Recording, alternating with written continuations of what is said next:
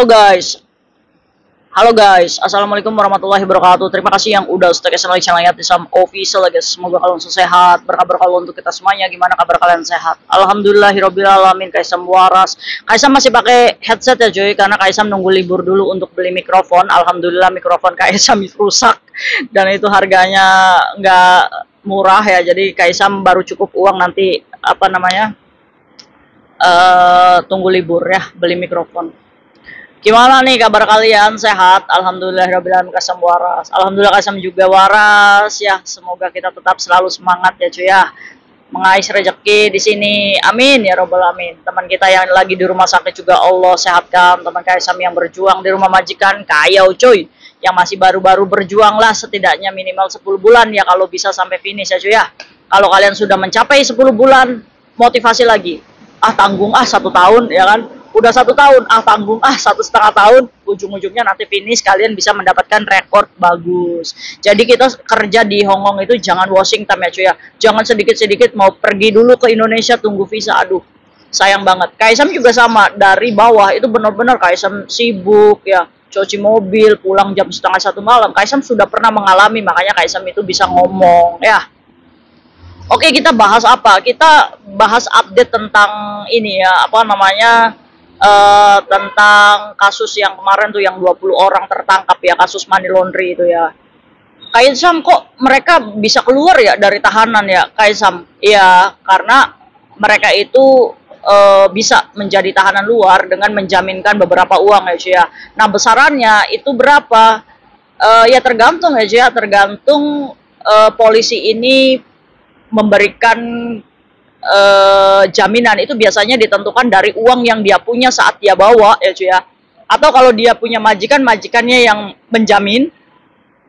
Kalau misalkan memang benar-benar dia kosongan nggak punya majikan ya Kak, polisi juga kasihan ya cuy ya. Kadang kan kita teman-teman kita ini suka membuat polisi kasihan. Ibaratnya kalau misalkan di depan polisi kita memelas gitu, nggak punya duit pak, nggak punya duit, tapi ujung-ujungnya duitnya banyak gitu kan.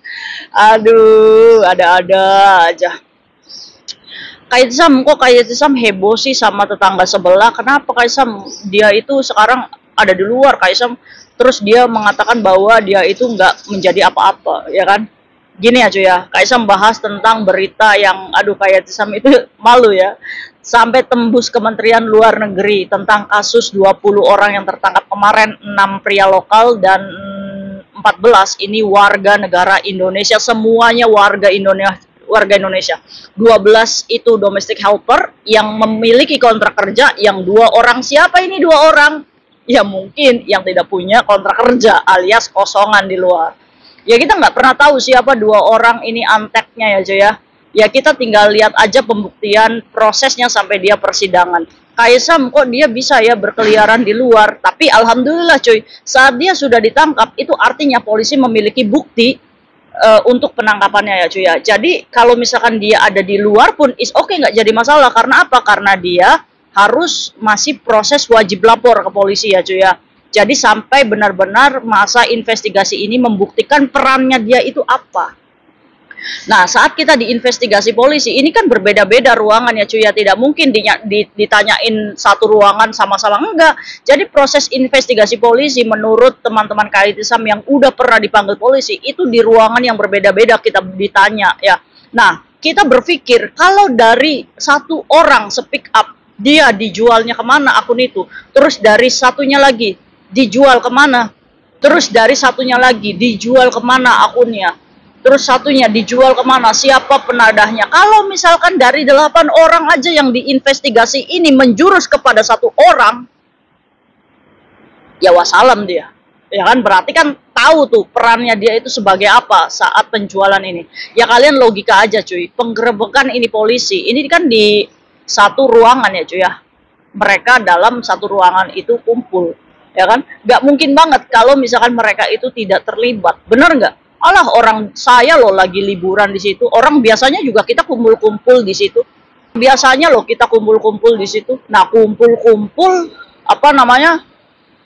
dengan sindikat. Ya berarti kan kita ada hubungan apa ini di sini. Makanya buat kalian ya, walaupun kalian itu tidak terlibat, jangan pernah bergaul atau jangan pernah berada di lingkungan yang berpotensi kalian juga tertuduh gitu cuy. Karena apa? Karena kalian juga pasti akan diinvestigasi cuy. Sejauh mana keterlibatan kalian. Walaupun kalian ini merasa bahwa kalian ini teman main saja, tetap saja yang dikhawatirkan mereka di kosannya memiliki barang haram, memiliki barang yang dilarang di sini. Itu sama aja, walaupun kamu itu tidak terbukti menggunakan atau memakai barang itu, tetap aja cuy, kamu terlibat karena ditemukan barang bukti di tempat. Maka kita juga dihukum Kak Isam. Ya, kita pasti akan dijadikan tahanan luar dulu sampai proses investigasi kamu terlibat atau enggak. Nah, saat kalian itu dijaminkan di luar setelah masa investigasi, ya kan Kak Isam itu baca. Orang saya loh diinvestigasi Intel aja nggak kayak Yatisam. Yatisam itu pendekar pendekar sok menggiring opini. Aisyah ngomong, speak up tentang kamu, karena banyak korbannya yang menjurus ke kamu. Bahkan Kak Yatisam juga menerima bukti-bukti itu ada di handphone Kak Yatisam. Dan orang-orang yang sudah dipanggil polisi itu ada dalam masanya. Ya kan? Orang-orang yang terlibat dan tahu kejahatanmu, dia pasti akan diam dan merasa, hei kamu itu terlalu banyak ngomong. Ya kan? Ngomongmu itu terlalu banyak ngomong cuy. Kalau misalkan penjahat, nggak ada yang mau ditertawakan, nggak ada yang mau dinilai dia jahat gitu. Jadi kita tinggal tunggu aja ya. Ini masa investigasi money laundry itu memang cukup lama ya cuy ya. Sampai 1 tahunan. Jadi kalau misalkan mereka ini masih berkeliaran di Hong Kong, mereka itu hanya proses menunggu deportasi. Nah, kalian itu gini ya cuy ya. Jangankan itu money laundry deh. Kalian kasus overstay-nya aja itu sudah kalian itu melanggar perintah pemerintah Hong Kong mendeportasi kamu. Kalian tuh udah masuknya skala deportasi, tapi kalian itu memaksakan masih hidup di sini. Ya sadar diri aja ya. Bahkan Kementerian Luar Negeri ini udah speak up bahwa polisi Hong Kong akan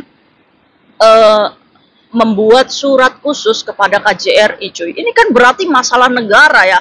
Jangan katakan kamu sebagai warga negara Indonesia kayak sama malu nih sebagai orang Indonesia. Bener nggak cuy? Kamu mau nggak sebagai PMI Hong Kong?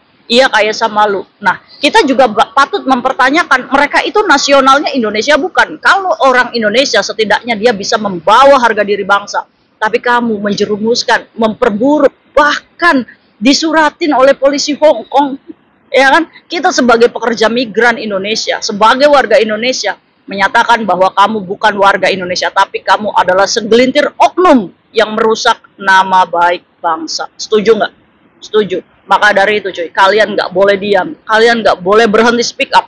Walaupun kita disudutkan sok-sokan, is okay, nggak jadi masalah. Saat kita speak up, setidaknya kita menyelamatkan teman-teman kita yang masih baru, yang tidak tahu tentang money laundry, tidak tahu tentang bahayanya ini. Bagaimana kalau kita sudah menjadi tahanan polisi, visa kita wassalam. Ya dia nggak punya visa karena dia overstay, ya kan?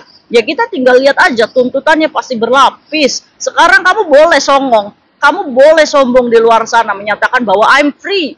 Saya sedang ditangani pengacara. Sehebat pengacara apapun yang kamu punya, ingat, kamu adalah orang yang jahat di mata saya. Di mata teman-teman, kamu orang yang jahat. Walaupun kamu sering memutar balik, itu kesalahan dia sendiri. Kenapa dia ngutang nggak bisa bayar?